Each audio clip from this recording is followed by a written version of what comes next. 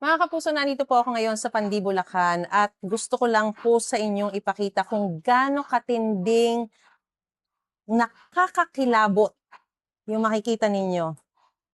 Ano po yan? Mga langaw. Sangkatutak na langaw. Sangkaterbang langaw.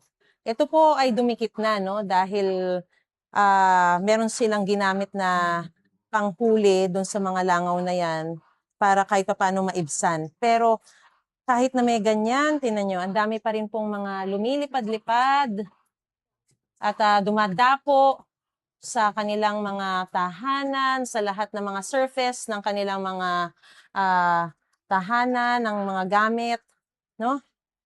Ganito po yung sitwasyon na inilapit po sa GMA News ng mga residente rito dahil sabi nila, matagal na itong problema na ito, nagawan daw ng paraan, pero parang tila band-aid solution yung naging binigay na solution dun sa kanilang problema, no?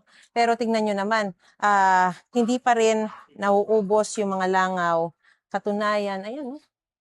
Makikita nyo, napakarami. At habang nagsasalita po ako ngayon dito, may maraming mga dumadapo rin po sa akin. Ang pinangangambahan po ng mga residente rito, halimbawa katulad ni ate, meron siyang anak na baby pa.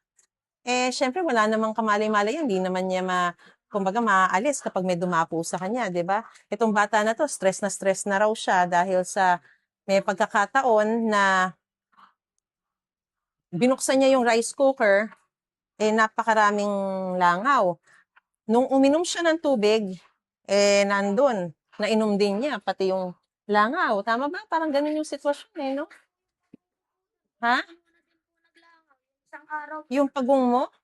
Nasaan yung pagong mo? Ayan. Ayan, meron na rin mga tinanggal nyo na. Ayan.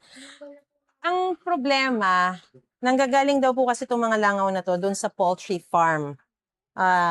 Hindi pa masabi ng alkalde ng lugar ng Pandi, Bulacan kung gaano karami yung mga poultry farm po dito sa kanilang lugar.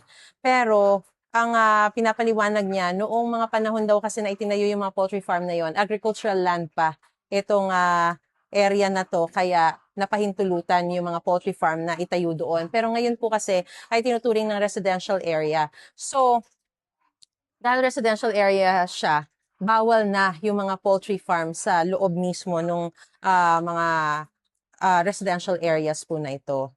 So, ngayon, ang pinangako ng alkalde ay gagawa sila ng paraan, kakausapin muli nila, at posible raw na pwedeng mapaalis yung poultry farm mismo kung hindi sila magko-comply. Pero dahil nga bawal na sa residential area yung kanilang poultry farm, baka daw sa loob ng 1 o 2 taon ay pwede nang palipatin na lamang muna itong poultry farm na ito.